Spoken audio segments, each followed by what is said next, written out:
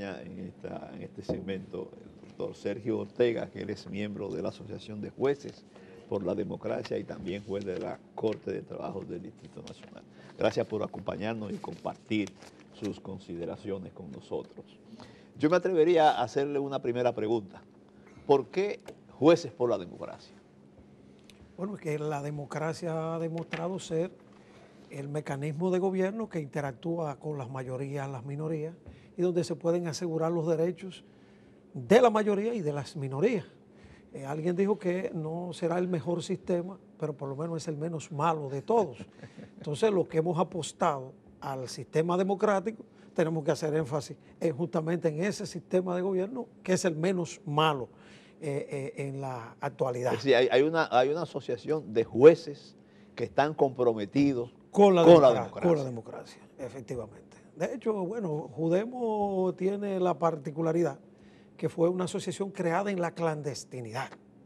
Explíquenos eso. Cuando decir asociar los jueces sí, implicaba prácticamente una cancelación automática. Y entonces pues hubo que mutar las reuniones para redactar los estatutos en restaurantes.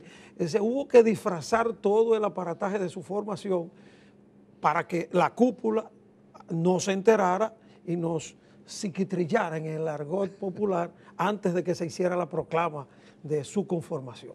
Entonces surgió en ese escenario de clandestinidad, si se quiere, pero bueno, ya luego el asociacionismo fue algo reconocido como un derecho de todos los jueces, una cuestión inmanente de los seres humanos, su condición de sociales.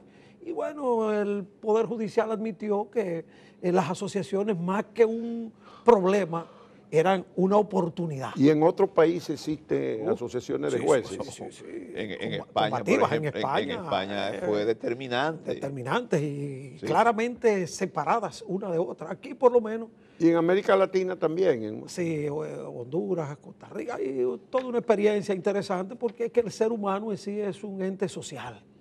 Y por más requisitos que a funciones tan especiales como la de juez, porque somos sujetos a reglas muy especiales, en el fondo subyace el deseo de socializar, naturalmente con las limitaciones que impone el estatuto de cada funcionario, la necesidad de relacionarse, por aspectos que son nodales e intereses particulares, como es el caso que ahora ocupa a todos los servidores judiciales, sin distinción de asociación, de estar o no estar en asociación, de ser juez o de ser servidor judicial, porque con esta lucha del presupuesto, pues se han involucrado los servidores judiciales, los alguaciles, los jueces, todo el mundo, bueno, hasta los ministerios públicos, ya están reclamando el 1.45 que le corresponde del famoso 4.10 que la ley fija. Es decir, que esto ha generado una bola de nieve positiva en términos de exigir el cumplimiento de cuestiones que, como ustedes decían, están fijadas en la ley. ¿Cuáles son los sueldos mínimos en la judicatura? Por ejemplo, un juez del primer nivel, el juez de paz. El juez de paz. ¿Cuánto gana un juez de paz? El salario bruto son 90,000 pesos, después de un último aumento que se hizo bastante considerable, porque cuando yo ingresé hace 14 años, el salario del juez de paz eran 23,000 pesos. Entonces, estamos hablando... Era entonces. Bueno, y un juez de primera instancia, que digamos que ya 119, dependiendo si tiene coordinación de cámara o si es coordinador de instrucción, puede llegar hasta 129 pesos. 120. Estamos hablando en términos brutos, porque eso implica 30 o 35 de descuento. Bueno, un regidor del municipio de Santo Domingo Este, estábamos viendo ayer la nómina, gana 230,000 para ir a 2 sesiones al mes. Un juez de primera instancia, ¿cuántas sesiones tiene que dar al mes? Tiene que asistir al mes. Aunque hay que reconocer que el escenario salarial no es la preocupación del momento, por lo menos en la parte que tiene que ver con los jueces. Porque en un país de salarios de miseria, decir que un juez que tiene un salario de 90, de 120 o de 150,000 pesos es un salario precario. En la realidad puede serlo, material, pero es un salario promedio de los más altos del país. Ahora, en términos de los servidores judiciales, auxiliares, oficinistas, secretarios, realmente hay una precariedad. ¿Y cuáles son los salarios de esos niveles? Un alguacil de estrado puede devengar entre 8 y 10 o 12,000 pesos. Y Eso es lo tiene que estar ganan. presente en las audiencias, llamando a las partes con un compromiso de horario y una responsabilidad corporativa, porque él es parte de que constituye el tribunal. Es decir, no es un alguacil ordinario que se va por ahí a hacer ¿Y su cuántas horas trabaja ese? Ese alguacil, el mínimo que tiene son de 3 horas diarias, mínimo, en el tribunal. Al margen de todas las responsabilidades que se le asigna, comisiones de oficio, responsabilidades de otra índole administrativa, sirven hasta de mensajeros Sí, sí, en los exactamente. tribunales. El alguacil una vez baja, se queda en el tribunal llevando cosas, trayendo, porque tenemos una precariedad de personal, hasta de espacio. Y entonces todo eso se manifiesta. Volviendo al tema de la institucionalidad, ¿qué es lo que está establecido por ley de porcentaje del presupuesto que tiene que entregarse? Ah, no, pero ¿Y espérate. cuánto se entrega? Eso es una sugerencia. Pues, No, en este caso no es una sugerencia. 2.66. En este caso, 2.66 para la ley fija un 4.10 para el sistema. el sistema. Habrá que ver, porque ya dentro del sistema tenemos otros órganos, Tribunal Superior Electoral y Tribunal Constitucional, que no estaban cuando eso se diseñó. Pero bueno, pero en sentido estricto, 4.10, fija la ley 19404 para el sistema. Un 65% para el Poder Judicial, en sentido estricto, el Poder Judicial que todos 2.66. conocemos, un 2.66 y el 1.45 para El Ministerio Público. Ministerio Público. Pero fíjense que a raíz de esos presupuestos, si usted toma lo que se asigna en la actualidad, que son unos 6.000 millones al Poder Judicial en sentido estricto y 4.500 millones al Ministerio Público, si usted saca la cuenta, hay una desproporción. Ni siquiera lo que se está asignando ahora al Poder Judicial se le está asignando en un 66% parecido, en un 2.66% con respecto al Ministerio Público. Si usted compara los 4.500 millones del Con los Ministerio 6.000. Público con los 6.000 del Poder Judicial, nos están dando prácticamente un 55-45. Es decir, que ni siquiera en la realidad hay una equiparación entre lo que fija la ley. Evidentemente tenemos 12 años esperando es que se cumpla esa sugerencia, como dice usted. Sí, porque las leyes aquí son sugerencias. Ha habido iniciativas, Judemo interpuso acciones, mandó comunicaciones, se reunió con los directivos del Congreso, envió comunicaciones al Poder Ejecutivo en algunas ocasiones, se ha reclamado, se han hecho intentos desesperados en estos 12 años, pero bueno, hasta ahora ha sido una sugerencia. ¿Qué es lo novedoso ahora? Bueno, que este proceso de necesidades ha explotado. Sí. Y ha empoderado a todos los servidores públicos. Exacto. Sectores del mismo gobierno terminan de reconocer que el Poder Judicial necesita presupuesto. Asumo que el Ministerio Público está convencido que también necesita presupuesto. Los empleados sienten que su realidad material tendrá necesariamente que cambiar de cara a un incremento presupuestal, porque la situación de ellos es insostenible. Entonces, se ha empoderado, y fíjese que el Consejo del Poder Judicial como órgano no se ha involucrado orgánicamente en esta. No. Esta ha sido una lucha que ha surgido de manera espontánea en los servidores. Es una especie como de revolución de los sargentos. Algo así como que las bases del Poder Judicial, en términos de servidores, jueces, se han empoderado de su necesidad y han reclamado. Y en eso hemos estado Pero el otro día se hizo un reclamo público, no fueron simplemente la base, fueron los jueces. Sí, tuvimos incluso una nota trascendente que 3 miembros del Consejo de 5 estuvieron presentes en esa jornada. Ajá. Jueces de la Suprema Corte de Justicia participaron también. Es decir, hay una necesidad que ha empoderado a todos. Ahora, lo que Judemo reclama es precisamente que el órgano de administración, control y disciplina del Poder se involucre en esta lucha. Porque bueno, esta lucha convenimos en que los salarios en relación al resto de la sociedad de los jueces no están tan mal. Están muy mal si lo relacionamos con los sueldos políticos, pero y de muchos altos funcionarios. Pero bueno, lo que sí, ¿dónde es que están las necesidades de financiamiento? Bueno, del Poder Judicial, ¿para qué que necesita más recursos? Exacto. Hasta hace un año teníamos 100 y tantos de tribunales creados ya por el legislador, obligado el Poder Judicial a ponerlos en funcionamiento, que no había recursos para ponerlos en funcionamiento. De entrada ya. De entrada. Hay 100 y pico. Eran 103, 104, 105, en la actualidad son como 98, porque el Poder 90 Judicial y pico tribunales ha hecho un esfuerzo creados que no están en funcionamiento por falta de recursos. ¿Pero quién lo creó? ¿El Poder? El Poder Legislativo. Legislativo. Sí. En este Entonces, el momento, mismo por ejemplo, Poder hay Legislativo tribunales. no es el que aprueba el presupuesto. Sí. O sea, crea los tribunales, pero no le pone el No presupuesto. le bueno, esa es una situación. Por ejemplo, hay tribunales saliendo, por ejemplo, de aquí de Teliantilla a celebrar audiencia en unas instalaciones que están al lado, en otro tribunal.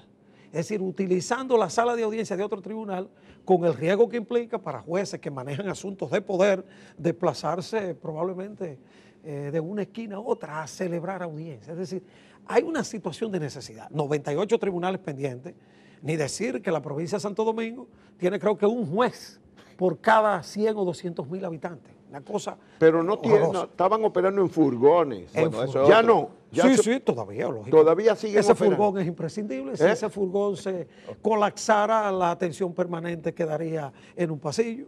O sea, el furgón es malo, pero es imprescindible en este momento. Si no lo tuviéramos, la provincia de Santo Domingo estuviera paralizada. Esa fue una medida desesperada en un momento en que había que poner a funcionar y bueno, como en la Escuela de la Judicatura no funcionaron también los furgones, entendimos que también se podía poner un furgón para juzgar las medidas. ¿Qué de otras son cuáles son las otras necesidades? Ya vimos que hay los empleados administrativos tan bajos, muy Es bajos bajo los el salarios. salario. Necesitamos Necesitamos poner 98 tribunales tribunales. operados. ¿Qué más?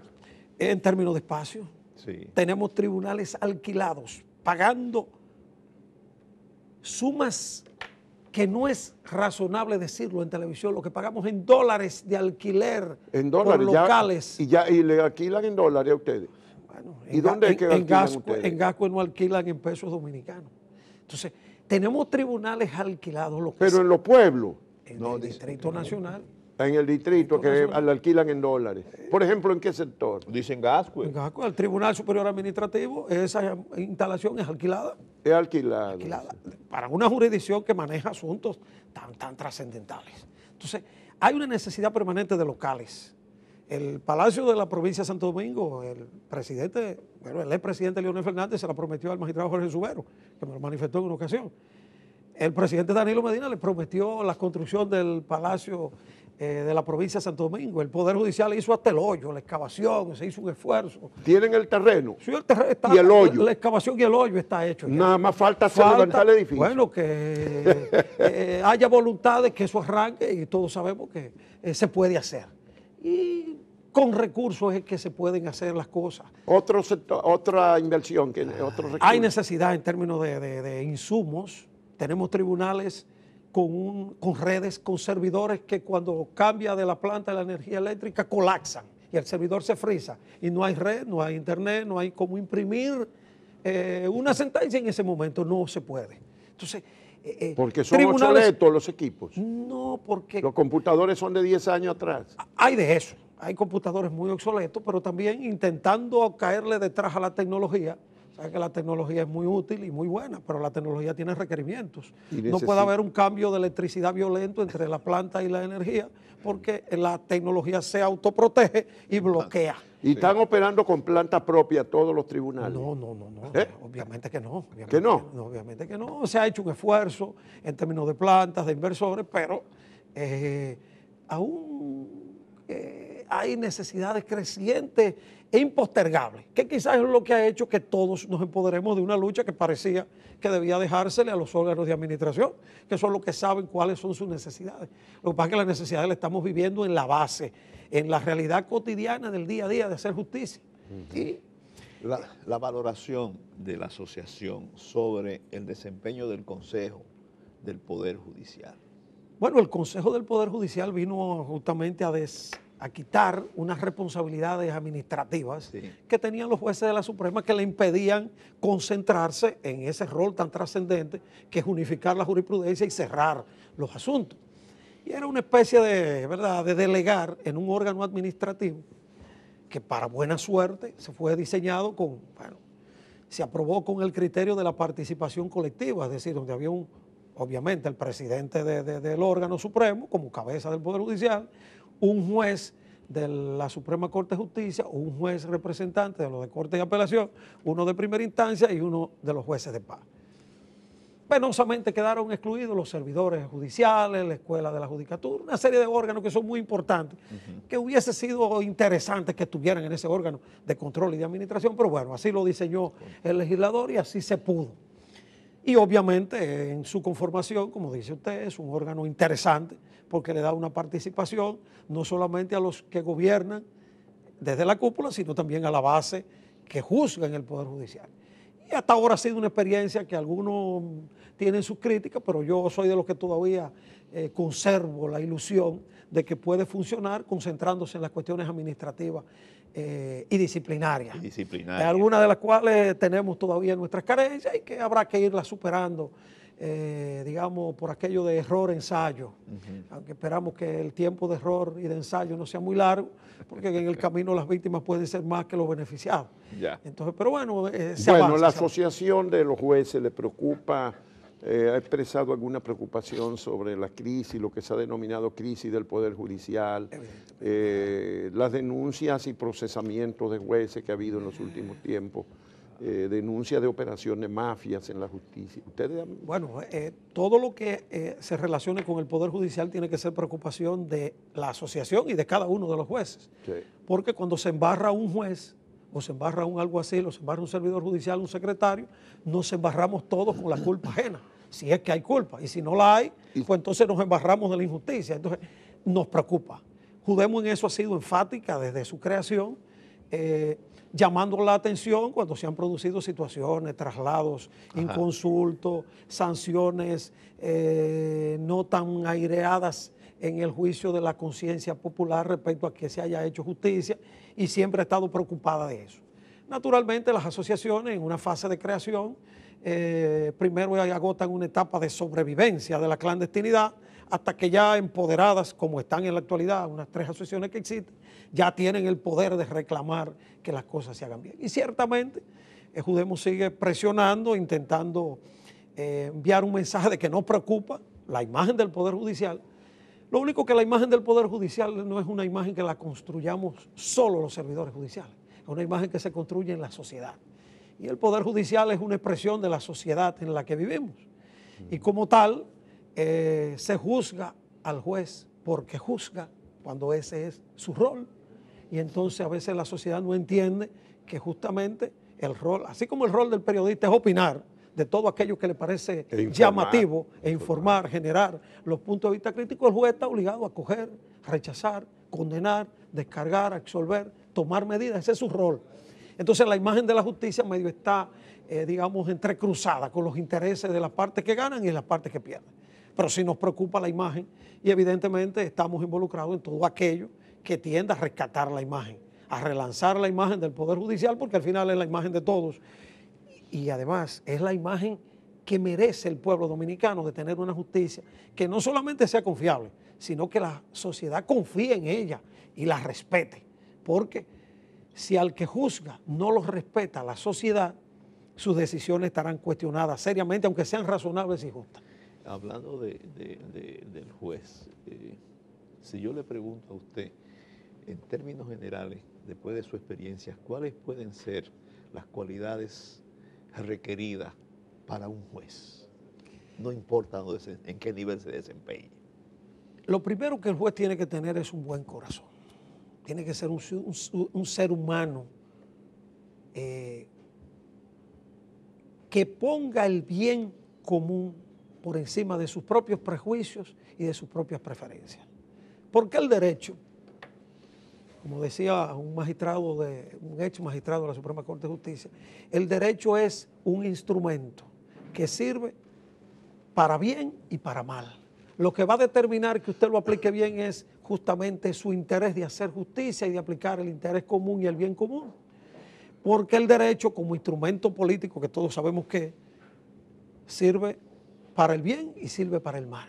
Son justamente las buenas herramientas morales del juez y su buen sentido de responsabilidad frente al rol trascendente que él ocupa, que lo llevarán a inclinarse por el servir al bien y no servir al mal. De modo que en el perfil de un buen juez, más que mucho conocimiento, que de hecho se está haciendo un esfuerzo tremendo de formar los jueces de hoy tienen herramientas que hace 20 años eran inconcebibles que de manera mayoritaria los jueces tienen. En eso la Escuela de la Judicatura ha jugado un rol trascendente, que yo puedo decir que el Poder Judicial es antes y después de la Escuela Nacional de la Judicatura. Al margen de que uno tenga sus críticas en algunos aspectos, fundamental. Y hoy los jueces tienen herramientas para hacer justicia y para hacer injusticia, porque el derecho sirve para ambas cosas. Y creo que en el perfil del buen juez, lo primero es sentido de compromiso y responsabilidad con el bien común y tener un gran corazón. Porque el derecho está escrito y como usted ve, el legislador de un plumazo borra la biblioteca de Alejandría en 2 días. De modo que el juez siempre tendrá una disyuntiva entre hacer el bien con lo que hay y con lo que él cree que debe ser el ideal de justicia. Magistrado, hay una tendencia a producirse sentencias cuestionadas a través de operaciones, digamos, de sustituciones de jueces. En ausencia de un titular, por alguna razón, viene un juez secundario, vamos a llamar así, y entonces produce una sentencia que muchas veces sale en conflicto con el resto de la sociedad o con el mismo Ministerio Público. ¿Qué pasa con ese sistema de sustitución de jueces? Ahí se ha cometido una gran injusticia, porque la mayoría de los jueces que van a sustituir no son jueces como se hacía hace 20 años. Un abogado en ejercicio que alguien lo llamó, ven que en tal sitio falta un juez, y se designaba ahí por unos días. No. La gran mayoría de los jueces que van a suplir son jueces de la jurisdicción, bueno, inferior, si se quiere decir, en la jerarquía organizativa. Es decir, en primera instancia no va cualquier juez, va un juez de paz, formado en la escuela o con una formación profesional continuada, que va a suplir en primera instancia. No se trata de un juez improvisado.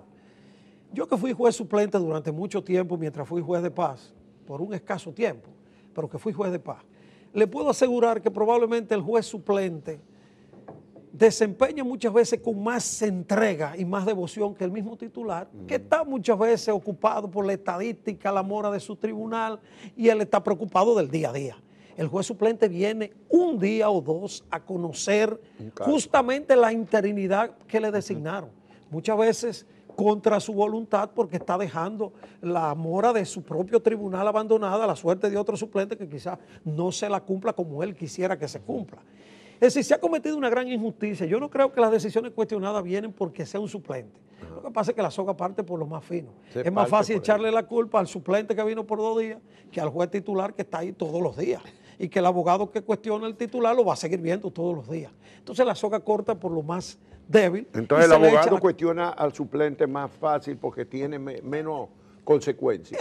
Es más cómodo cuestionar al pitcher relevista que al titular que está ahí todos los días, que es el manager oficial de ese equipo. Bueno, el magistrado Sergio Ortega es miembro de juez de la Corte de Trabajo. Dicen que ustedes van suave en la Corte de Trabajo, que no tienen tantos casos como hay en las jurisdicciones penales. Bueno, ciertamente yo que he estado en todas las jurisdicciones, o administrativa, que he estado en penal, en administrativo, en civil, en tránsito, en todas las jurisdicciones. ¿Hasta en tránsito tú? Sí, yo comencé en tránsito peleando en tránsito. Eso viene de viejo. Es decir, le puedo decir que ciertamente la jurisdicción laboral es una jurisdicción que por su especialidad, si los jueces que están en ese tribunal se ponen las pilas, puede perfectamente funcionar sin mora, porque es una jurisdicción que por los plazos cortos y el principio de celeridad con que hay que instruir las causas, está llamado a que el juez en 15 días en primera instancia y en 30 en la corte debe estar fallado. Y son expedientes relativamente sencillos que desde que usted lo ve pintan porque ahí no hay forma de ayudar ni perjudicar a nadie, el expediente habla solo. Es más fácil bregar ahí que bregar con una investigación de un crimen. Naturalmente. Bueno, y además entonces parece ser que aquí cada vez hay menos conflictos laborales. No se crea que la jurisdicción laboral, por aquello de la precarización que se vive, los intentos de flexibilización, de recortar conquistas y el poco peso que hoy tienen los sindicatos para exigir esas conquistas, pues hay una tensión permanente. Y no dejan de llegar a la jurisdicción laboral conflictos de toda naturaleza que obviamente el juez tiene que administrar como buen administrador de justicia. Pues vamos a agradecer muchísimo al doctor Sergio Ortega, miembro de la Asociación de Jueces por la Democracia, juez de la Corte de Trabajo del Distrito Nacional, un hombre ya de mucha experiencia, como he dicho, ha estado en casi todas las jurisdicciones de la justicia. Solo me falta la de tránsito, civil. Buen comunicador. Buen comunicador. Y buen comunicador. Sí, muchas gracias por haber aceptado nuestra invitación. Hoy es día de jueces aquí, porque coincidió que estábamos buscando por la asociación y también del Poder Judicial, que está involucrado en la organización de una cumbre del Poder Judicial. ¿Ustedes la están respaldando, la cumbre? Naturalmente que la Seguro. respaldamos y estamos involucrados en ese trabajo. Están involucrados. Interesante para escuchar lo que la sociedad civil y el pueblo en sentido general cree del Poder Judicial. Bueno, pues a continuación vamos a hablar con los magistrados Samuel Arias Arceno y Isis Muñiz, que están en la organización de esa cumbre del Poder Judicial. Y muchas gracias. ¿Usted se refirió a la sociedad civil? Sí. Es una mala palabra ahora la sociedad civil. Bueno, es que ese es el juego de la democracia, escuchar lo que piensa cada sector, porque a veces el que tiene el problema no sabe de dónde viene. Es bueno Los escuchar. políticos le dicen la llamada sociedad civil. Muchas gracias.